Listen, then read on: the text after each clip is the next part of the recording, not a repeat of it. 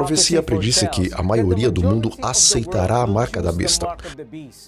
Mas Deus tem uma contra-mensagem, e se o indivíduo aceitar essas 3 mensagens finais de Deus, ele evitará a marca da besta. E aqui estão 3 maneiras de evitar a marca da besta. Obrigado, queridos amigos, por apoiar a verdade através da ajuda aos ministérios que pregam a profecia bíblica. Que esse vídeo o ajude em seu crescimento e em seu relacionamento com Cristo. E esse vídeo se chama 3 maneiras de evitar a marca da besta.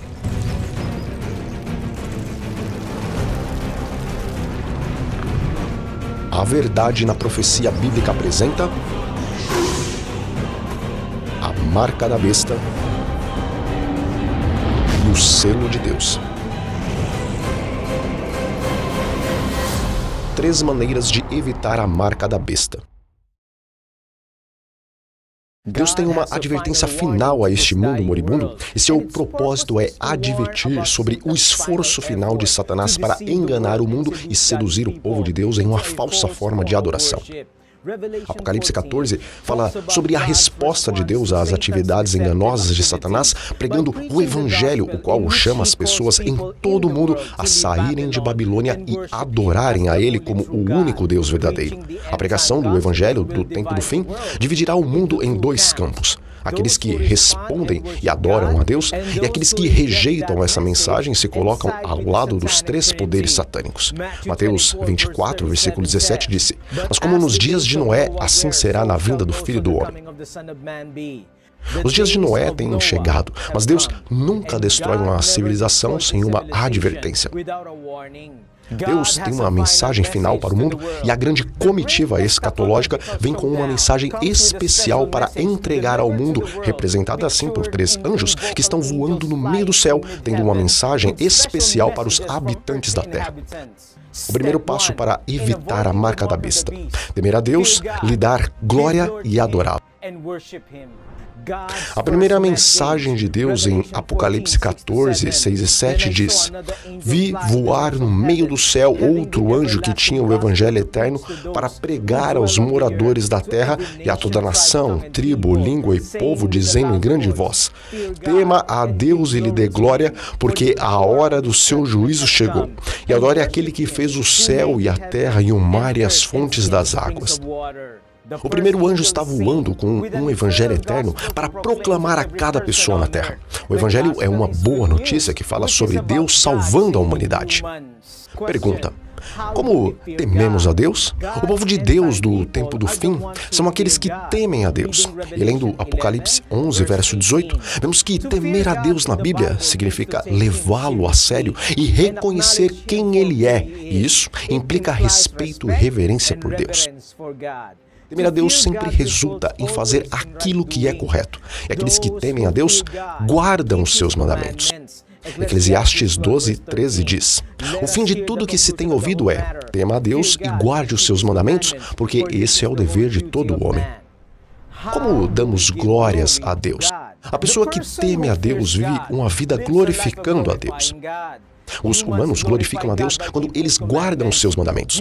Jesus declarou: "Nisto vocês glorificam ao meu Pai, em que deis muito fruto." João 15, versículo 8.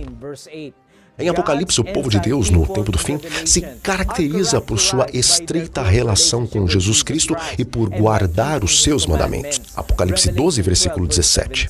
O significado de a hora do seu juízo ter chegado é razão para temer a Deus e lhe dar glória, porque a hora do seu juízo chegou.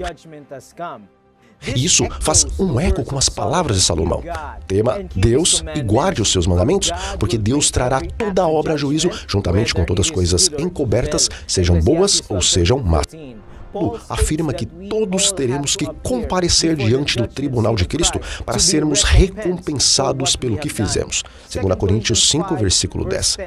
O juízo não é um conceito religioso popular entre os cristãos de hoje. Contudo, o juízo faz parte do Evangelho.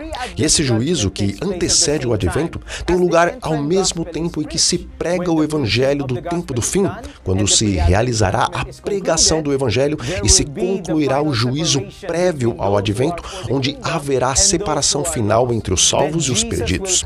Então, Jesus virá e trará sua recompensa para cada pessoa, segundo as suas obras. Adorar. Apocalipse 14, 7 tem uma exortação que faz eco ao chamado de Paulo e Barnabé ao povo em Listra para que se convertam ao Deus vivo que fez o céu e a terra e o mar e tudo o que neles há. Atos 14, versículo 15.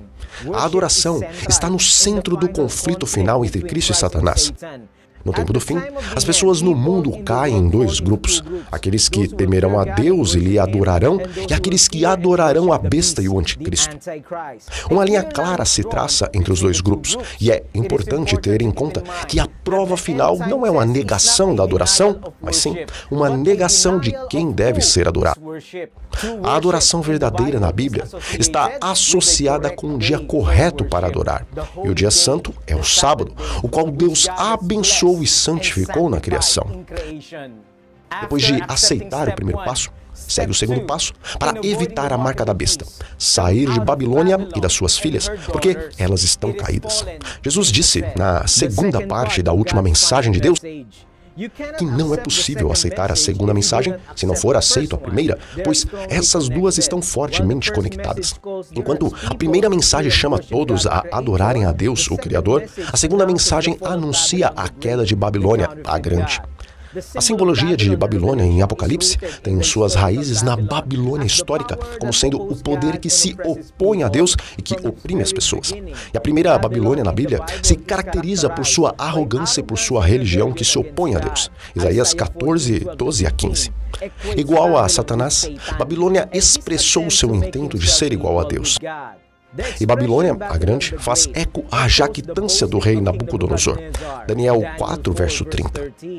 Mas essa jactância recebeu o seu anúncio do juízo divino sobre o seu poder. Logo, Babilônia irá conhecer o seu fim. Mas antes, essa liga satânica unirá os poderes religiosos apóstatas debaixo da sua proteção, e essa liga é conhecida como as filhas de Babilônia. Apocalipse 17, versículo 5. E essas seguirão se colocando ao serviço de Satanás em oposição a Deus e ao seu povo, e os três poderes satânicos enganarão e seduzirão as pessoas no mundo para adorarem a besta e sua imagem. O sistema medieval da religião estatal será restaurado e a ferida mortal da besta será curada. Apocalipse 13, versículo 3. Mas, apesar da sua ferida mortal ser curada, a dupla repetição caiu, caiu Babilônia assinala que Babilônia sem dúvida terminará, e esse colapso da Babilônia no tempo do fim é representado em Apocalipse 18. Passo 3. O passo final para evitar a marca da besta é adorar ao Deus verdadeiro e aderir ao verdadeiro dia de adoração, o sábado bíblico. A advertência final de Deus contra a marca da besta. A mensagem do terceiro anjo dá uma séria advertência para aqueles que escolhem adorar a besta e a sua imagem e que recebem a marca em sua fronte e em sua mão direita, pois esses beberão da taça da ira de Deus sem misericórdia, e isso está representado em Apocalipse 15, 16, com as 7 últimas pragas. Ao derramar as 7 últimas pragas, a ira de Deus se completa. Apocalipse 15, versículo 1. E todos os que adoram a imagem da besta e recebem a marca da besta serão atormentados com fogo eterno, e a fumaça do seu tormento sobe pelos séculos dos séculos, e não tem repouso nem de dia nem de noite. Por fim, as mensagens dos 3 anjos concluem com uma declaração positiva e que assinala a paciência dos santos, e esses se caracterizam pela fidelidade inquebrantável em Cristo e por guardar os mandamentos de Deus. Aqui, as palavras "a paciência dos santos" mostram que a resistência deles se dá principalmente por sua fiel pregação do Evangelho no tempo do fim, a qual é contra as atividades enganosas de Satanás. Peço amavelmente que vocês escrevam na seção dos comentários: "Eu aceito as mensagens finais de Deus". Nós podemos evitar a marca e receber o selo de Deus mediante a entrega total da nossa vida a Jesus Cristo. Então, que todos continuemos buscando a verdade na profecia bíblica.